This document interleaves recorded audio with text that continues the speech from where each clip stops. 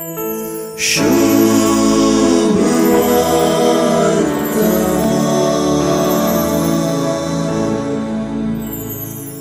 आमचे सुवार्तेच्या 6व्या अध्यायांत एक अपुरबायची वाडावळ आसा वा वाडोवन येवची काणी आसा.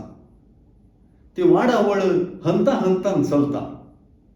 ती वाडावळ उंड्याच्या अचर्यांत सुरू जाता.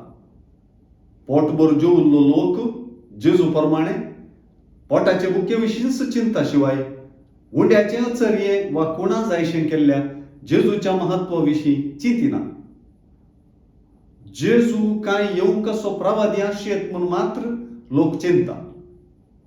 आपणाक सोदून आयिल्ल्या लोकांक हिस्स गजाल जेजू सांगता. पोटाची भूक थांबोवच्या उंड्यातावन नास जावच्या खाणातावन सासनीक जिणयेक बाळता तसल्या खाणाक त्रेगूंक जेजू उलो दिता. सासनीक जिविताचें खाण मनशा पूत तुमकां दितलो म्हणल्यांत जेजूचे शिकवणेंत एक नवो हंत दिसून येता. देवान धाडलेल्याक तुमी सत मानूंक जाय म्हणल्यार जेजूच्या उतरांनी स्पश्टपणी आपुणूच देवान धाडलेलो म्हणलें जेजू स्पश्ट करता.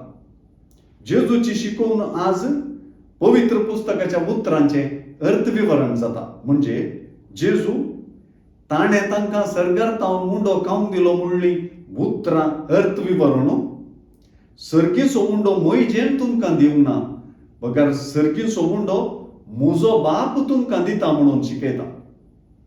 हांवूच तो जिविताचो उंडो म्हणच्यात सुवार्तेंतली वाडावळ भोव उंचायेक पावल्या.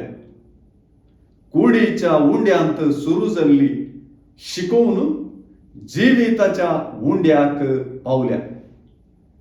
जेजू जिविताचो उंडो म्हणली गजाल सुवार्तेकार फुडें विवरणूच वेतलो. पूण ही वाडावळ मात्र आमी गुमानांत धरची पडटली.